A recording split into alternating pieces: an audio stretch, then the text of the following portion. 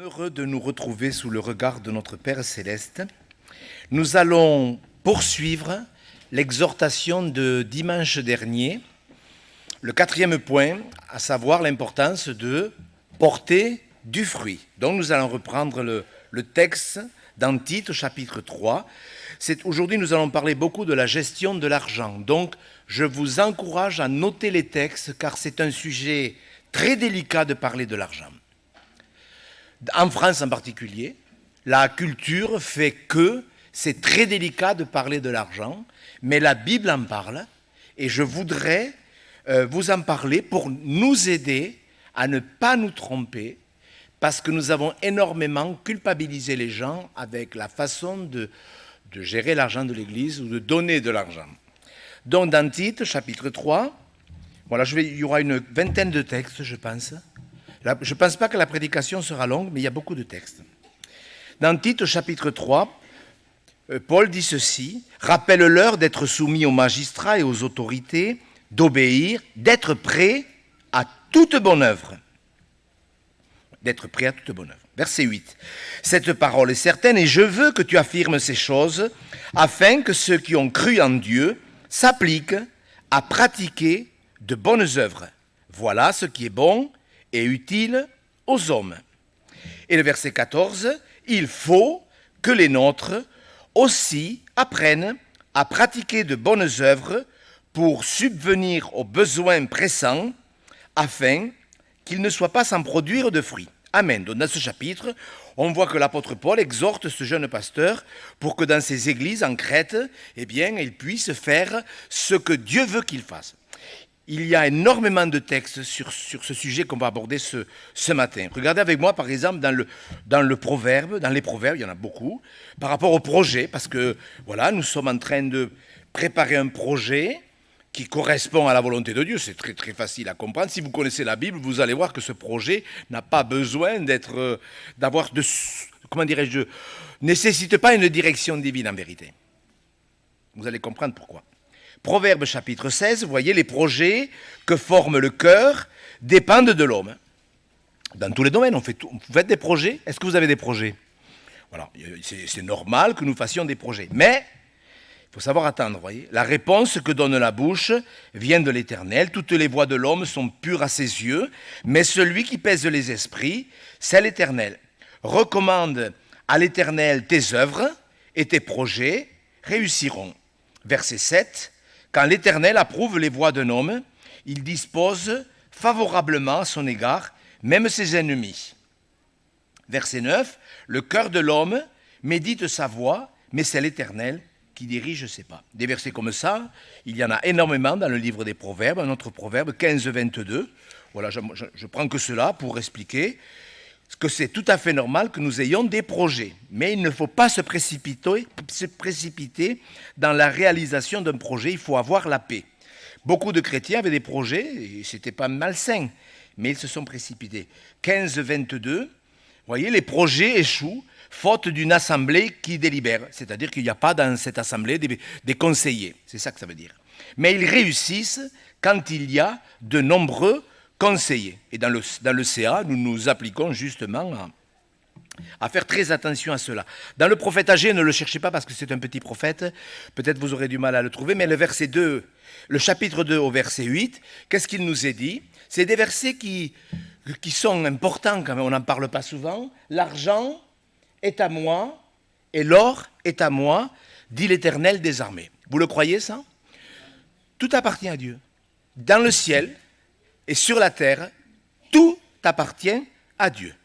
Il le dit, là c'est clair, c'est sous-entendu souvent dans d'autres textes, où Dieu montre que tout lui appartient, tout. Et c'est un sujet extrêmement délicat. D'ailleurs, je pensais, moi, partager un autre texte qui est lié aux épreuves, pour accepter les épreuves pour pouvoir porter du fruit. Mais en priant, comme nous devons faire chaque fois que nous avons à prêcher, j'ai senti dans mon cœur qu'il fallait que je poursuive sur ce sujet des œuvres, des bonnes œuvres, des projets dans lesquels Dieu veut que nous entrions. Alors j'ai pensé à un témoignage qui m'est venu, parce qu'il n'y a pas longtemps, il y a une dame qui est venue me voir, une chrétienne de Paris, qui venue d'une église, avait une question. Alors écoutez bien, frères et sœurs, vous savez, je me rends compte, par exemple, depuis que nous sommes sortis, que, je l'ai déjà dit, que 7 chrétiens sur 10 ne connaissent pas le repos. Ça me fait de la peine. Alors que nous avons un Dieu qui donne le repos. C'est un don. Et pourquoi? Regardez ce témoignage. Elle vient me voir, elle est descendue de Paris, elle voulait absolument me rencontrer, elle me dit, voilà, écoutez, j'ai une question importante à vous poser. J'ai compris que c'était des chrétiens qui ne lisaient pas la Bible. Le pasteur nous a dit, écoutez, ce sont des témoignages, vous savez, c'est important des fois de comprendre certaines choses, que lorsque les gens donnaient de l'argent, Jésus, il s'est mis à côté du tronc et il a regardé combien il donnait. Ah bon? J'ai dit, mais vous avez lu ça où? Ah, mais le pasteur, il a dit, alors regardez bien, on va prendre les 2 textes. Mes frères et sœurs, ce qu'on va voir ce matin, c'est basique vraiment. Regardez, alors le premier texte, c'est dans Luc chapitre 21. Alors j'ai pris Luc 21 parce que c'est le moins clair des 2. Il faut lire ces textes, il faut les connaître. Vous vous rendez compte, cette chrétienne, en plus je me suis permis de lui demander combien d'années elle avait de conversion, je n'ose pas vous le dire. Regardez, c'est simple en plus. Luc 21, verset 1er, Jésus, ayant levé les yeux, vit les riches qui mettaient leur offrande dans le tronc. Il vit aussi une veuve qui y mettait 2 petites pièces. Et il dit, je vous le dis en vérité, cette pauvre veuve a mis plus que tous les autres. Car c'est de leur superflu que tous ceux-là ont mis des offrandes dans le tronc, mais elle a mis de son nécessaire tout ce qu'elle avait pour vivre. Alors cette sœur m'expliquait que Jésus donc, s'était mis à côté du tronc et que dans son église, le pasteur était sur le devant avec la corbeille et les gens, il fallait qu'ils arrivent avec leurs billets et qu'ils montrent l'argent en dansant. C'était très joyeux, bien sûr. Et je lui ai dit, mais c'est dans la Bible. Alors j'ai dit, on va prendre notre texte. Marc chapitre 12. Mes frères et sœurs, si vous voulez être debout quand Jésus reviendra, il vous faut méditer la parole. Marc 12, regardez bien, parce que c'est comme ça qu'on peut répondre aux gens. Moi, je voulais l'aider, cette brave sœur qui était culpabilisée parce qu'elle ne pouvait pas donner beaucoup d'argent et ce qu'elle faisait, elle ne le faisait pas de bon cœur en plus. Marc chapitre 12, verset 41, Jésus s'étant assis vis-à-vis du tronc, regardait combien ou comment. Vous voyez? Ce n'est pas la même chose. Jésus regardait comment la foule y mettait de l'argent. Plusieurs riches mettaient beaucoup. Il vint aussi une pauvre veuve, et elle y mit 2 petites pièces faisant un quart de sou. C'est comme si aujourd'hui quelqu'un donnait 1 euro, vous voyez? Oui, à peu près. Alors Jésus, ayant appelé ses disciples, leur dit, je vous le dis en vérité, cette pauvre veuve a donné plus qu'aucun de ceux qui ont mis dans le tronc, car tous ont mis de leur superflu, mais elle a mis de son nécessaire, tout ce qu'elle possédait, tout ce qu'elle avait pour vivre. Amen. Donc Jésus ne regardait pas combien les gens donnaient. Voyez? Mais c'est ça qui se passe dans les églises. Et dernièrement, il y a une dame qui m'appelait, nous dans l'église, le pasteur, il demande qui c'est qui donne 100 euros. Alors, les gens, 100 euros, vous, monsieur Philippi, 200, faites-le, etc. Voilà.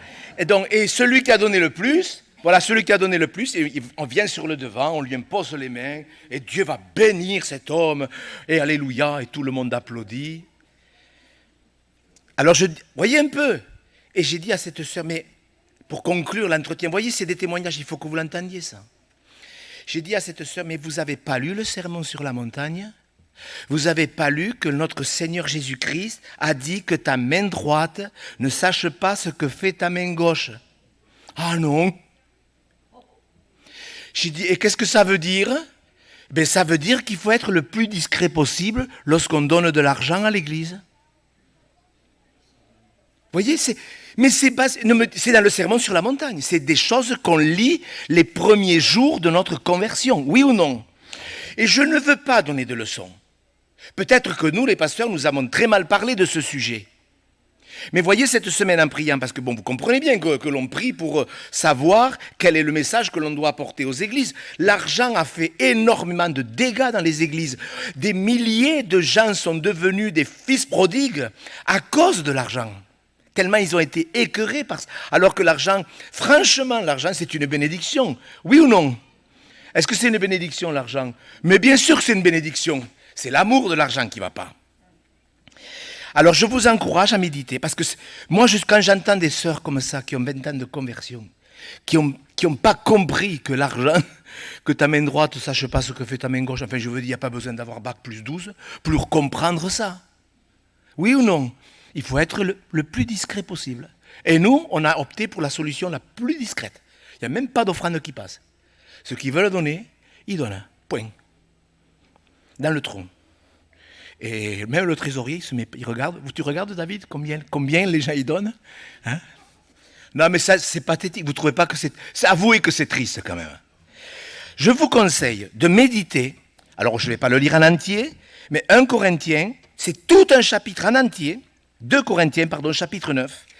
C'est tout un chapitre. Vous vous rendez compte, il y a un chapitre en entier où l'apôtre Paul parle de la façon dont on doit donner de l'argent. Vous voyez, ça, c'est un chapitre qu'il faut lire et méditer, parce que c'est un chapitre merveilleux. Personne n'oserait taxer l'apôtre Paul de matérialiste. Vous êtes d'accord avec moi? Mais il y a tout un chapitre qui en parle. Il en parle, mais c'est extraordinaire, parce que ça nous permet de savoir comment il faut faire. Mes frères, je suis peiné de voir des chrétiens qui ont 20 ans de conversion, qui ne comprennent pas des choses aussi simples. Mais le résultat qu'ils ne comprennent pas, ce n'est pas trop méchant. Le vrai résultat, c'est qu'un jour, ils finissent par devenir des fils prodigues.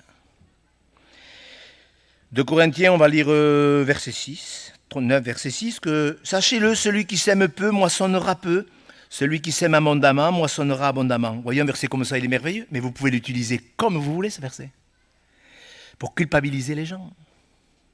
Ça, c'est grave, vous voyez. Que chacun donne comme il l'a résolu en son cœur. Ça se passe dans votre cœur et pas dans le projet du pasteur. Que chacun donne comme il l'a résolu en son cœur, sans tristesse. Si vous donnez avec tristesse, écoutez, ne donnez pas. Ça ne sert à rien. Ça ne sert à rien. Ni contrainte. Car Dieu aime celui qui donne avec joie. Et Dieu peut vous combler de toutes ses grâces, afin que, possédant toujours en toutes choses de quoi satisfaire à tous vos besoins, vous ayez encore en abondance pour toute bonne œuvre, enfin, etc., etc. Lisez, méditez ce chapitre. Le don là, que j'ai apporté s'adresse à quelqu'un qui commence à être imbriqué dans l'amour de l'argent. Méditez ce chapitre, méditez-le. Vous voyez, c'est ce qu'il faut faire. C'est ça l'intelligence. C'est Dieu qui bénit. Au verset 10, regardez bien. Celui qui fournit de la semence au sommeur et du pain pour sa nourriture, vous fournira et vous multipliera la semence et il augmentera les fruits, puisque j'ai pris ce verset parce qu'il parle de fruits, les fruits de votre justice. Voilà. On fait les choses de bon cœur. Vous êtes d'accord? Vous ne pouvez pas donner? Eh bien, vous ne pouvez pas donner. C'est peut-être nous qui allons vous aider. Alléluia. L'association culturelle, je peux vous dire qu'elle sert à ça. On le fait bien sûr discrètement, parce que là, la parole de Jésus, que ta main droite ne sache pas ce que fait ta main gauche, elle est en application, croyez-moi, je vous le dis. Il y a énormément moi, quand j'entends les chrétiens, comment par exemple certains se sont battus pour ceux qui étaient pour le vaccin, contre le vaccin. Monsieur Gros, avec mon frère, on ne se parle plus depuis qu'il y a eu le vaccin, la Covid. Il était pour, moi j'étais contre. J'ai dit, mais franchement, c'est ridicule. Dans les églises, je le sais, je l'ai vécu. Il y a des chrétiens qui sont maladroits à cause de l'argent. Parce qu'il y a est-ce qu'il y a des pauvres et des riches?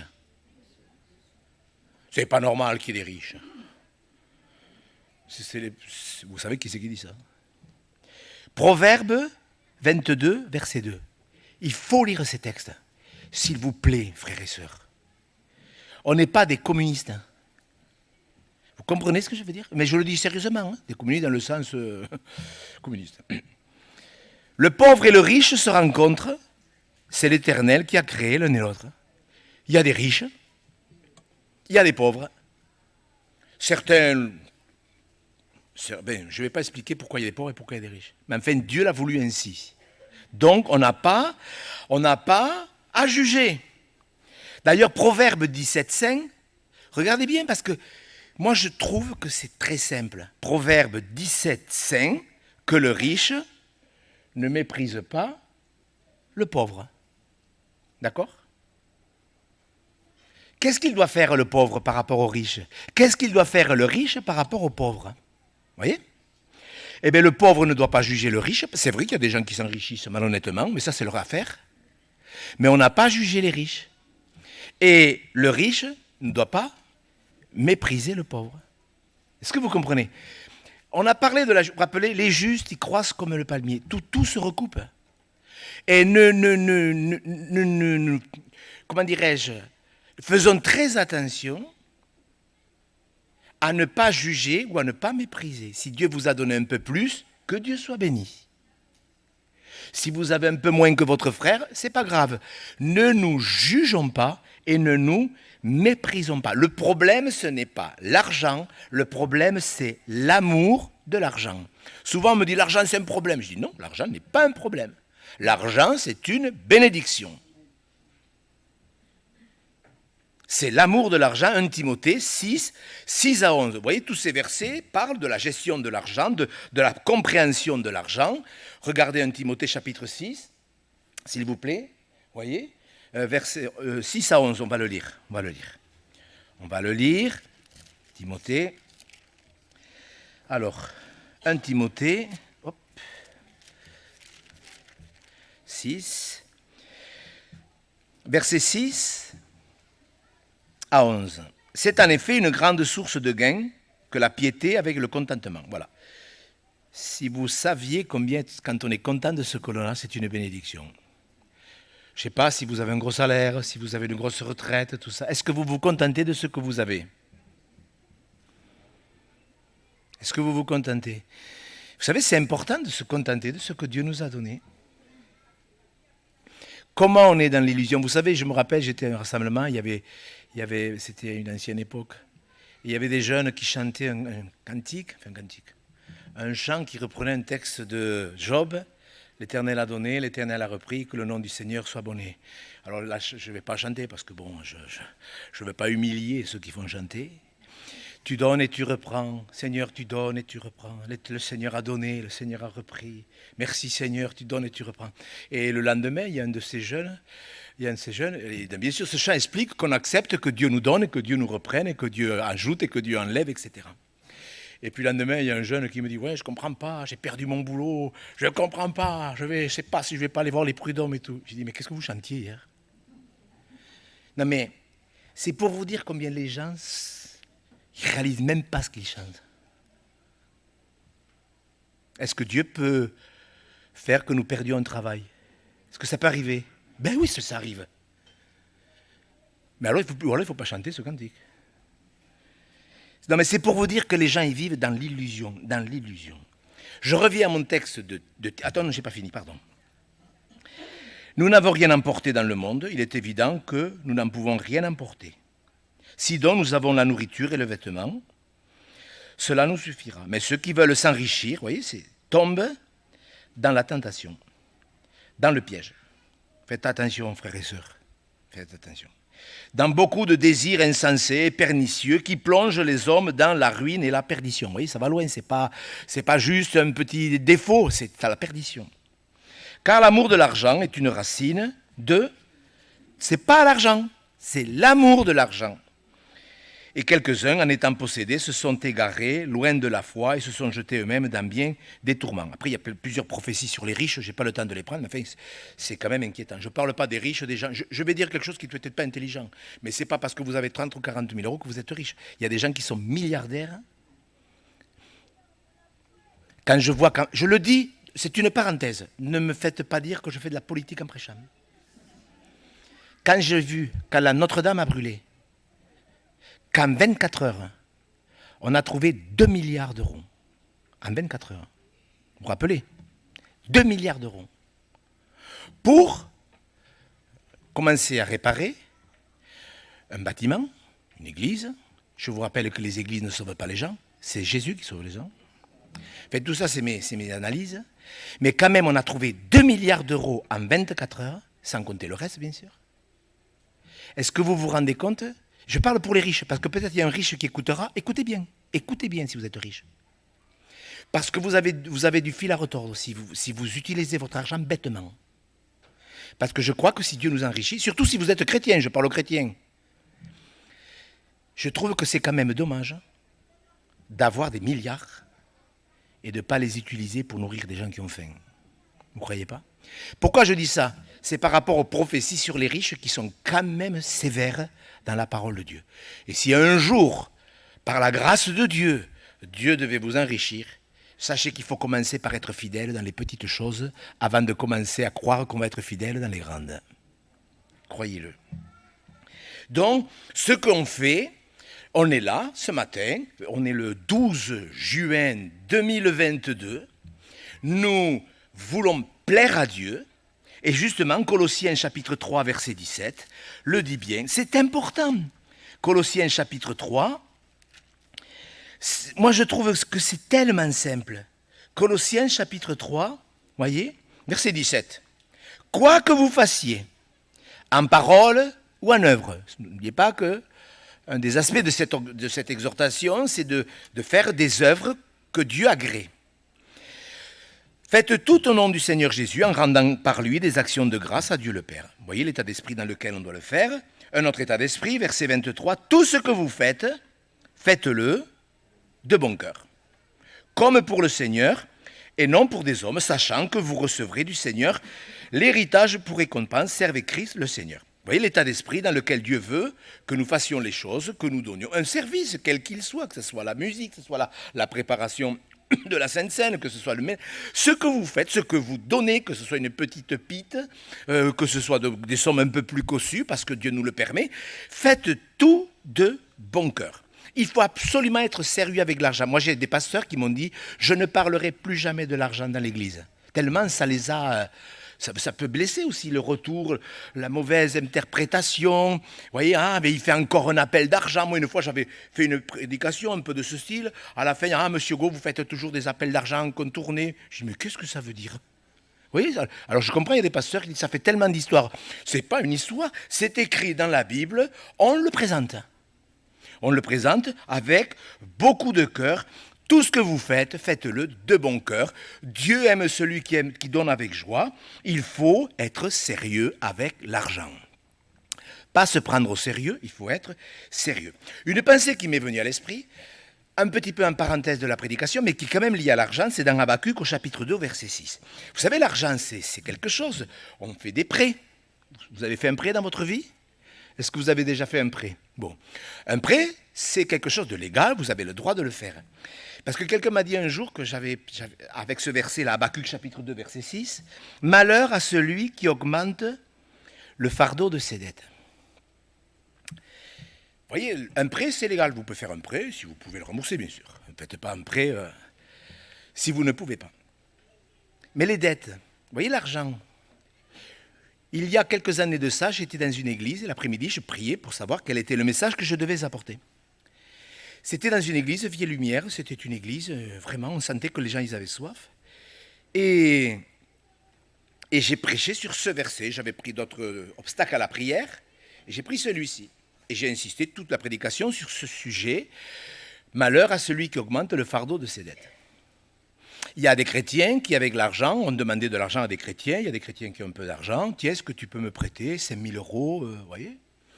Je sais qu'un tel a beaucoup d'argent. Vous voyez, est-ce que ça peut se faire? Oui.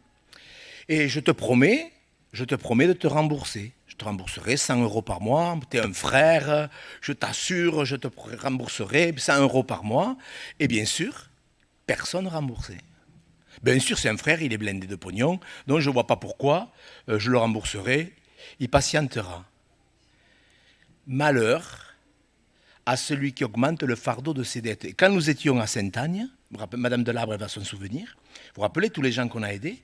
Au début, parce qu'on était soucieux, on cherche à bien faire. Vous vous rappelez, on faisait remplir une fiche. Je sous-signais, monsieur Michael Guiriem, je ne sais pas, au hasard, vous ne le connaissez pas, tant mieux. Voilà, voilà, accepte recevoir 500 euros, tatati, tatata, et m'engage, vous vous rappelez, et m'engage à rembourser 50 euros par mois, tatati, tatata. Madame Delabre, elle est là. Sur 10 personnes, je crois qu'il y en avait comme une, à peine, ouais, qui s'engageaient à rembourser. Et qui c'était des chrétiens, hein, qui le faisaient. Et nous, à un moment donné, on s'est concerté, on a dit, mais on ne fait plus signer de lettres, parce qu'on les fait mentir, les gens. Vous voyez ce que je veux dire?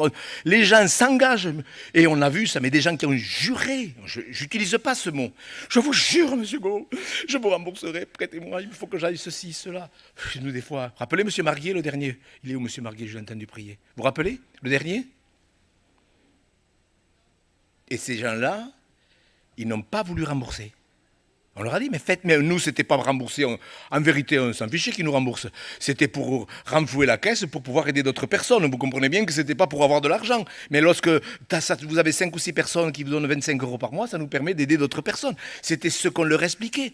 Et les gens, vous voyez, il y a des chrétiens, ils se mettent en vrac avec l'argent parce qu'ils n'ont pas réalisé qu'il y a des obstacles à la prière. Malheur à celui qui augmente le fardeau de ses dettes.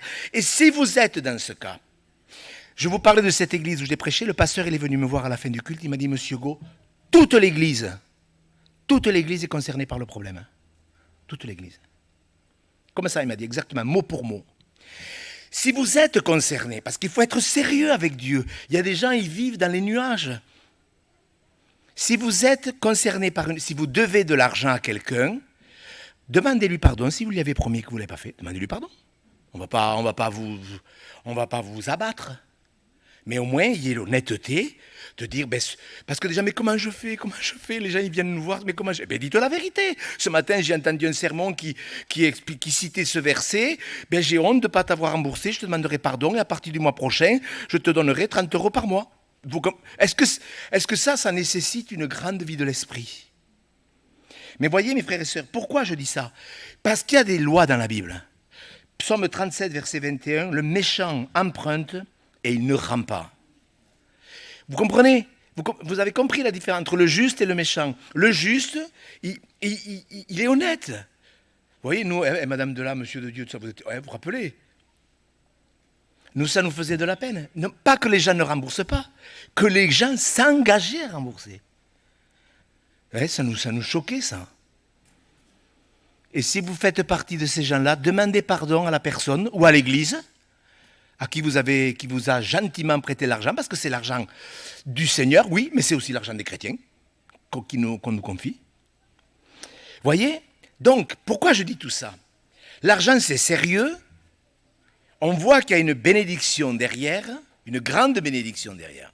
On l'a vécu, moi je l'ai, par la grâce de Dieu, je l'ai vraiment vécu dans toutes les églises où je suis passé. Ça a été vraiment une expérience. Dans toutes les églises.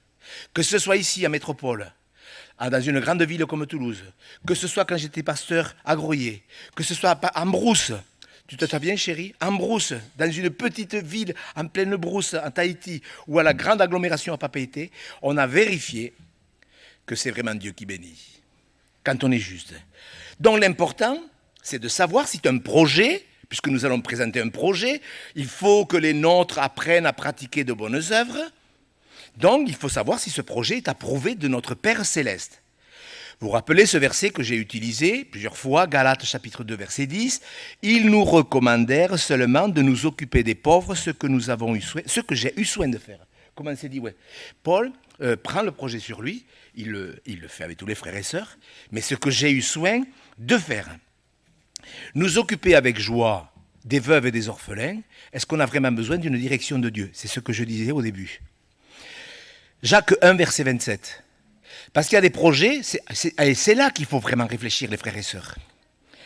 La religion pure et sans tâche consiste à visiter les veuves et les orphelins dans leurs afflictions. Vous savez combien de fois dans la Bible il est parlé des veuves et des orphelins et combien il est important de les aider. Bon, là j'espère que vous l'avez lu. Si vous ne l'avez pas lu, lisez-le.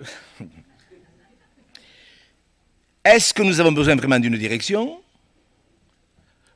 pour soutenir un projet où nous nourrissons des gens qui meurent de faim, des veuves et des orphelins? Bien sûr que non. C'est mieux d'avoir cette conviction profonde. Mais mes frères et sœurs, nous allons faire ce projet parce que nos nos finances nous le permettent, nous sommes encouragés, on nous confie de l'argent, c'est ce que moi j'aime dire aux gens, on nous confie de l'argent. Et cet argent-là, on va le faire valoir le mieux possible pour la formation des pasteurs. Il devrait y avoir un frère qui va rentrer dans la formation pastorale ici, mais également ce projet, parce que ça fait 2 ans et demi que ce verset il me turlupine, de nous occuper des pauvres. Souvenez-vous des pauvres.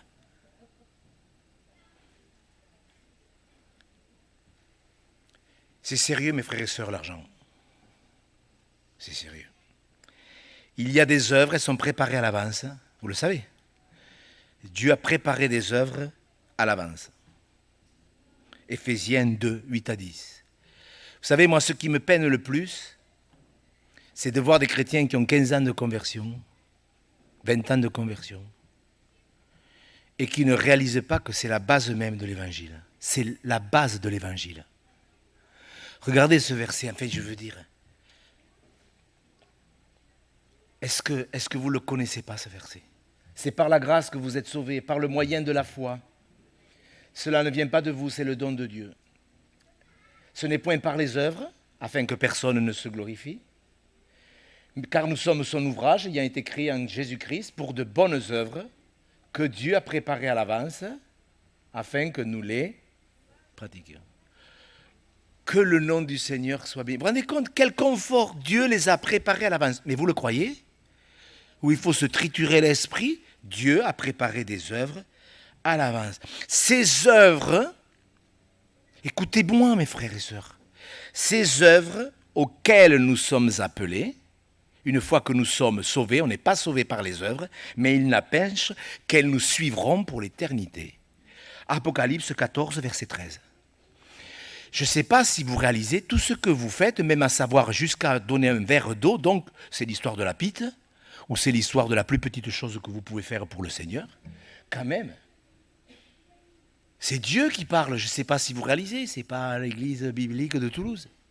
J'entendis une voix qui disait « Écris dès à présent, heureux dès à présent les morts qui meurent dans le Seigneur », ça c'est sûr. « Oui, dit l'Esprit, afin qu'ils se reposent de leurs travaux, car leurs œuvres les suivent. » On n'est pas sauvé par les œuvres, ça c'est clair. Mais la foi sans les œuvres, elle est morte, la foi sans les œuvres, elle est inutile, et les œuvres nous suivent. Vous pouvez dire Alléluia. Ça prouve que Dieu tient compte de tout ce qu'on fait pour lui. Mais quand on le fait dans tout l'état d'esprit que je viens de développer. Que ta main droite ne sache pas ce que fait ta main gauche. Apocalypse 22, 12, regardez un des derniers enseignements des Saintes Écritures. C'est un des derniers enseignements.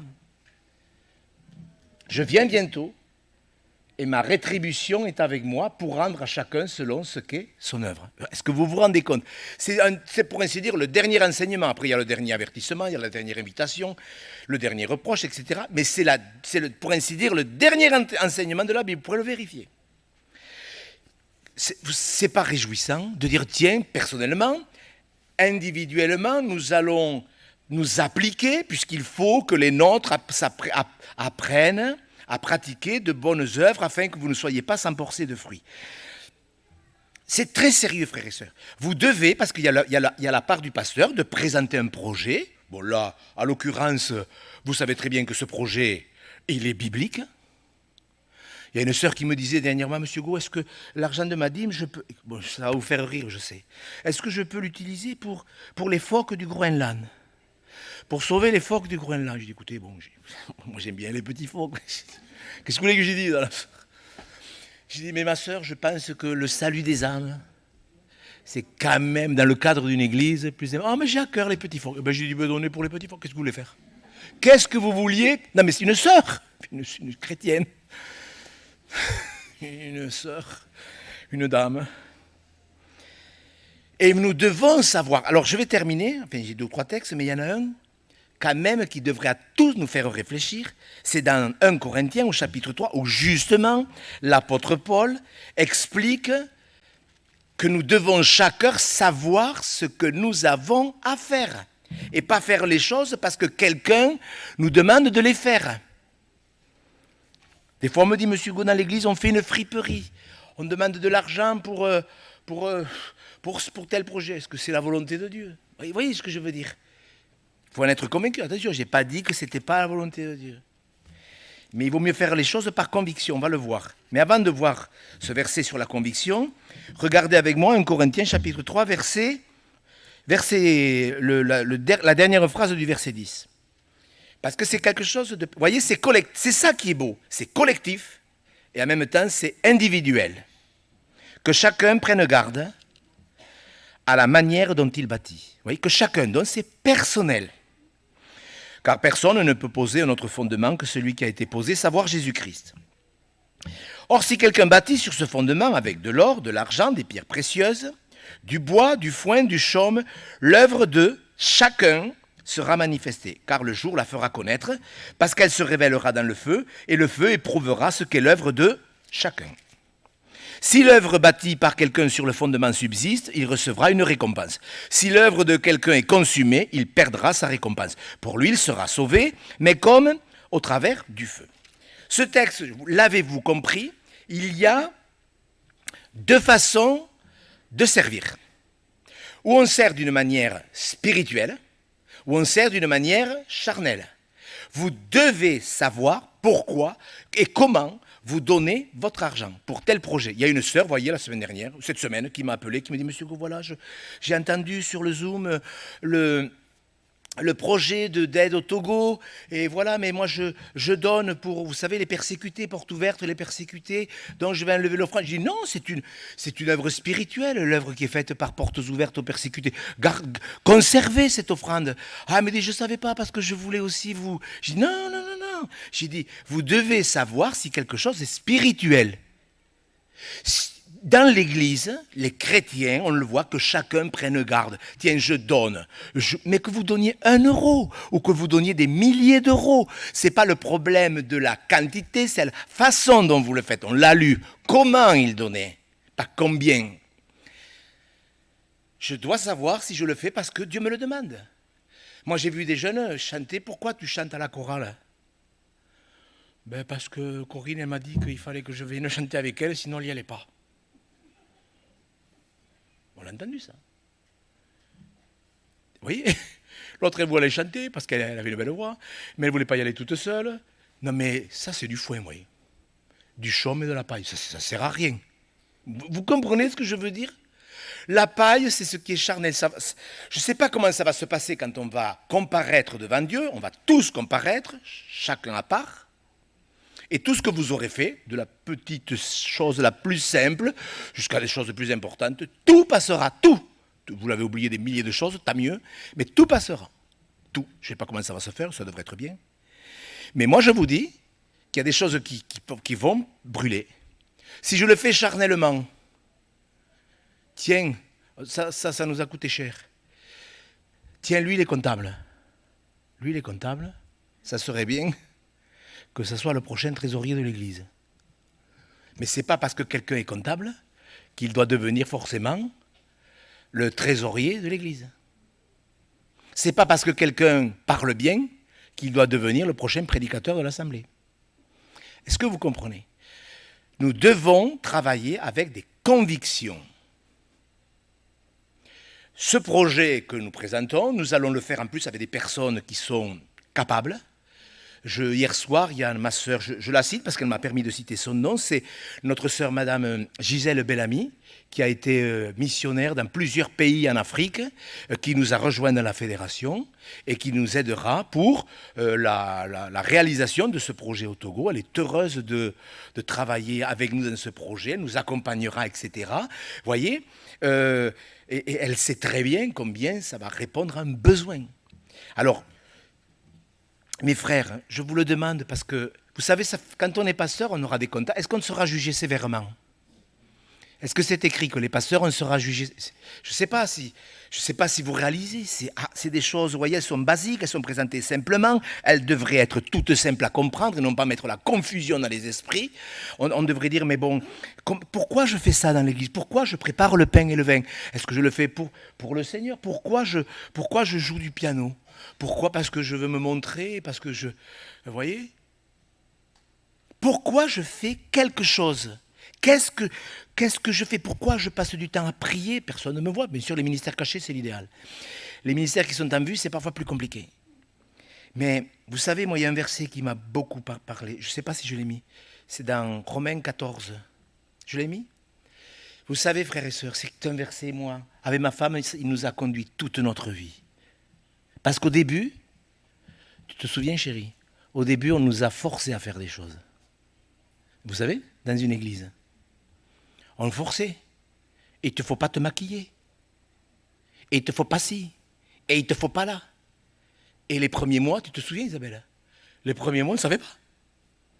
Et puis après, il y a eu des expériences qui nous ont amenés à lire ce verset, que chacun ait en son esprit une pleine conviction. Parce que je crois que la parole de Dieu elle est très simple, qu'il faut être sobre en toutes choses. Mais voyez, pourquoi je dis ces choses? Je suis peiné quand je vois la pauvreté spirituelle. Pas des nouveaux chrétiens, des chrétiens qui ont 30 ans de conversion. Vous devez savoir pourquoi vous faites quelque chose. Sinon, ne le faites pas. Vous voyez, je vais donner ce témoignage, alors ce n'est pas pour cafeter ce que j'ai vécu il y a quelques années en arrière. Je viens de parler de cette sœur, qui est à Strasbourg, je crois, vous voyez, qui voulait enlever sa dîme, de son offrande pour les pays de l'Est, pour nous la donner. J'ai dit non, continuez à soutenir les pays persécutés. Il y a quelques années, j'étais donc dans l'autre mouvement, et le responsable national m'a appelé. Écoutez bien, je vais vous l'expliquer mieux. Mais le responsable national m'a appelé, et il me dit, Monsieur Gault, je vous appelle pour savoir pourquoi vous ne payez pas votre cotisation de l'Assemblée. Alors nous en avions parlé avec le CA, et on était tous d'accord. Et moi je lui ai dit, et il me dit, c'est volontaire ou involontaire? J'ai dit, mais bien sûr que c'est volontaire. Comment voulez-vous que nous vous donnions de l'argent pour financer des concerts de rock ou de rap, pour faire danser nos jeunes sur de la musique que je n'approuve pas? Les gens nous confient de l'argent, vous comprenez ce que je veux dire? Et si vous êtes dans ce cas de figure, mais vous devez vous tenir devant Dieu, moi je dois vous aider à comprendre que vous devez faire les choses par conviction et non pas parce qu'un serviteur de Dieu, enfin un serviteur de Dieu, un prédicateur vous pousse à faire ça. Et quand on fait des appels d'argent à outrance, je crois que ça finit par ne pas être la volonté de Dieu. L'or et l'argent appartiennent au Seigneur. Je vous dis ces choses non pas pour apporter, parce qu'on va me le dire. Alors je m'explique pour ne pas avoir trop de mails. Mais écoutez bien ce que je vais dire. Et surtout les anciens, les pasteurs, qui n'apprécieront pas ce que je viens de dire. Écoutez bien. Vous connaissez l'apôtre Paul, ce qu'il a écrit dans 1 et 2 Timothée. Hier, quand je priais, je me disais ce qu'il te faut donner ce témoignage que je viens de vous donner. Et quand vous lisez Paul, comment il parle dans ses épîtres? Des épîtres qui sont lus depuis 2000 ans par tous les chrétiens de la terre. Vous avez remarqué comment il parle de certains serviteurs, d'Hyménée, de Philette, vous lirez, de Phygèle, d'Hermogène, d'Alexandre, de Démas, de Janès, de Jambres. Comment l'apôtre Jean parle de Diotrephe dans une de ses épîtres? Pourquoi il fait ça? Pour dénoncer ces hommes? Écoutez bien, quand Paul parle de ces hommes, il dit même que certains sont répréhensibles. Il le dit, Paul. Écoutez, alors vous allez me dire, c'est quoi répréhensible? Mais répréhensible, ça veut dire qu'il mérite d'être repris. Et si on l'avait fait dans toutes les églises, on n'aurait jamais basculé dans cette confusion totale. Donc l'apôtre Paul n'est pas en train de rapporter le mauvais comportement de certains serviteurs, il est en train de montrer qu'il y a des choses qui s'opposent à l'évangile. Est-ce que vous comprenez? Il y a des choses qui sont contre l'évangile et qui étaient contre Paul. En vérité, il dénonce ceux qui s'opposent à l'évangile et ceux qui s'opposent à son ministère. Mais il ne le fait pas pour se défendre à lui, il le fait pour protéger l'Église. Vous voyez mes frères et sœurs, c'est simple, vraiment c'est simple. Juste un verset, je crois que je ne l'ai pas marqué parce qu'il est venu dans mon cœur. La bonne volonté, quand elle existe, elle est agréable. Écoutez bien, hein, c'est 2 Corinthiens, je l'ai appris par cœur, c'est un verset que j'ai appris, 2 Corinthiens 8, 12. Je crois que c'est ça. La bonne volonté, quand elle existe, elle est agréable en raison de ce qu'elle a à sa disposition et non de ce qu'elle n'a pas. Mais vous l'avez, c'est ça, ouais. Yes. Yes.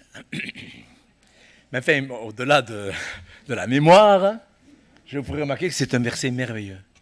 Et que ne vous embarquez pas dans des trucs, ah, si j'étais millionnaire, si je gagnais au loto. Quelqu'un un jour m'a posé la question, Monsieur Gau, si vous gagnez au loto, qu'est-ce que vous feriez? Écoutez bien, écoutez bien. J'ai répondu, moi, je ferais une école pastorale. Attendez. Puis j'arrive à la maison, vous ne pouvez pas savoir comment je me suis senti repris. Qui vous dit que c'est la volonté de Dieu? Oui, est-ce que c'est la volonté de Dieu? Vous voyez, c'est pour ça qu'on n'est pas capable, si on n'a pas de discernement. Vous voyez, ça paraît bien. Ah, il faudrait une école pastorale. Mais qui vous dit que c'est ce que Dieu veut? Est-ce que vous comprenez? C'est pas facile de gérer l'argent. Mais on peut le faire. Quand il n'y a pas d'amour de l'argent, mais quand il y a un bon état d'esprit. Voilà ce que je voulais ajouter à la prédication de dimanche dernier, parce que je pense que c'est nécessaire, et je m'adresse à tous les chrétiens qui écouteront par le biais de YouTube cette prédication. Rappelez-vous une chose, que ta main droite ne sache pas ce que fait ta main gauche. On va prier le Seigneur, hein, s'il vous plaît. Notre Père, nous voyons, par ce que nous avons lu, nous voyons que nous comparaîtrons devant toi. Seigneur, nous voulons que ça se passe bien.